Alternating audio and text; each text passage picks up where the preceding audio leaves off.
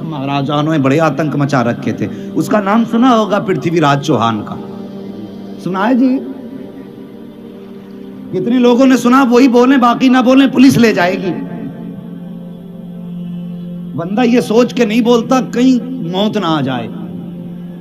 او بھائی, موت اپنے وقت پہ آنی ہے, جہاں لکھی ہے وہیں آنی ہے. ڈر کے نہ بول, زور سے بول, ذرا کہہ دے یا رسول اللہ. یا رسول اللہ. اللہ سلامت رکھے. ماشاءاللہ. پرتھوی راج چوہان, اس نے پوری کوشش کر لی, غریب نواز کو ہٹا نہ سکا.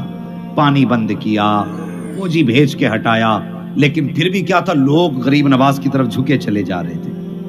اس نے کہا کیوں نہ انہیں قتل کرا دوں. کیا سوچا اس نے؟ انہیں قتل کرا دوں. ایک کلر بلایا اسپیشلی اس نے, اور اس سے کہا سن, اگر تو اس بابا کا سر کاٹ کے لائے گا تو میں تجھے آدھی سلطنت دے دوں گا. آج لوگ 2000 میں مرڈر کر دیتے ہیں, 3000 روپے میں لوگوں کی جان لے لیتے ہیں, اور اسے تو مل بھی آدھی بادشاہت رہی تھی. اس نے کہا بڑی بات ہے جی, اتنے سے کام میں بابا کا سر کاٹ کے لانا ہے, اتنے سے کام کے لیے اتنی بڑی سلطنت.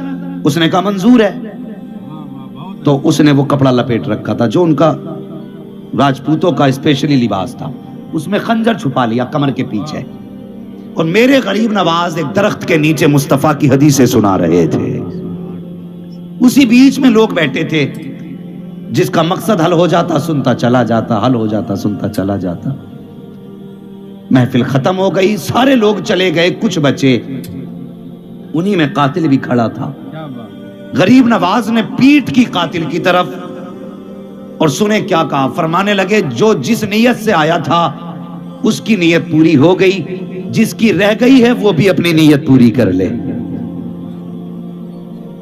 جو آرزو لے کے آیا تھا, معین الدین نے سب کو سب کچھ دے دیا ہے, اور جو رہ گیا ہے وہ بھی اپنی حسرت, اپنی ضرورت پوری کر لے.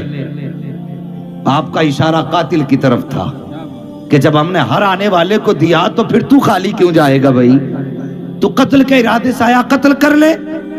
لیکن کوئی نہ بولا. کہنے لگے حضور سب کو مل گیا. لوگ جانے لگے, سب چلے گئے, یہ راجپوت قاتل رہ گیا. غریب نواز کہنے لگے سب کی مرادیں پوری ہو گئی, تو اپنی مراد پوری کب کرے گا؟ اس نے کہا بابا کون سی مراد؟ کہنے لگے تو مجھے قتل کرنے آیا نا, تو چل تو بھی اپنا کام کر لے. اس نے اتنا سنا ہاتھ کانپ گئے. کہنے لگا نہیں بابا, میں تو آپ کا بیان سننے آیا تھا. کہ اگر بیان سننے آیا تھا تو پھر خنجر رکھ کے کیوں لایا تھا؟ کیا بات, خنجر رکھ کے کیوں لایا تھا؟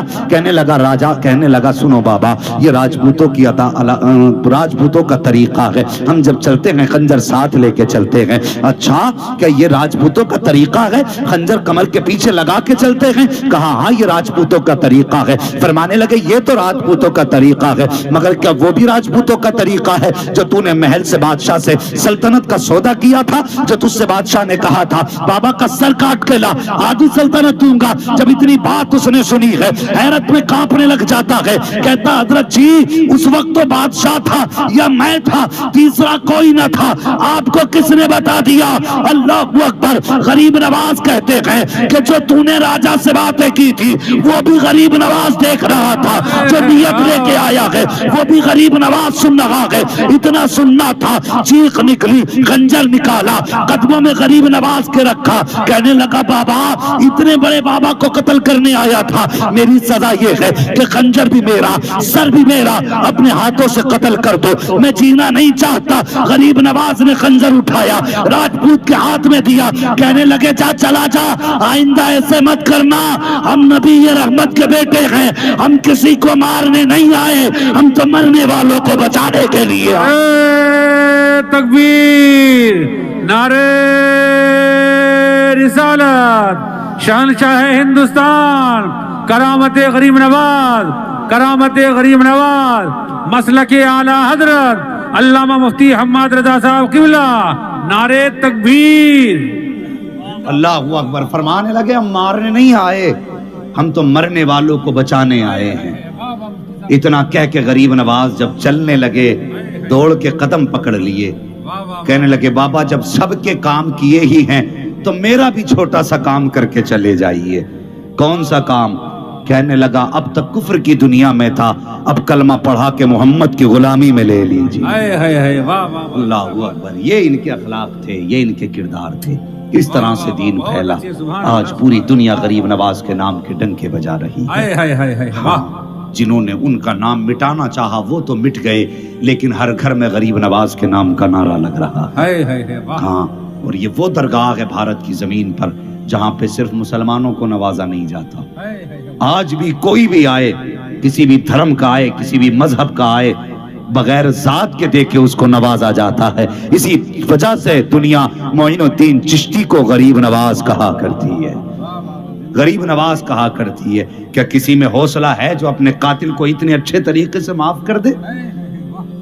آج تو ہمیں بندہ گالی دے دے تو ہم گریبان پکڑ لیتے ہیں، تو نے کہا کیسے؟ تھپڑ مار دے تو جان لے لیتے ہم بدلے میں، تیری ہمت کیسے ہوئی تھپڑ مارنے کی؟ یہ جگر غریب نواز کا تھا۔ قاتل سے کہتے ہیں جا میں نے معاف کر دیا۔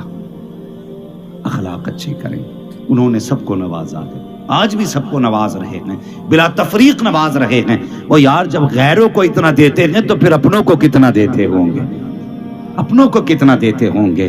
سنانے اپنی بربادی کے افسانے کہاں جاتے، تیرا در چھوڑ کر خواجہ یہ دیوانے کہاں جاتے۔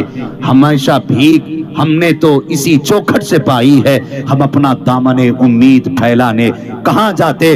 درے خواجہ سے بگڑی قسمتیں بنتی ہیں اے قیصر، ہم اپنا لوہے پیشانی بدلوانے کہاں جاتے، ہم اپنا لوہے پیشانی بدلوانے کہاں جاتے۔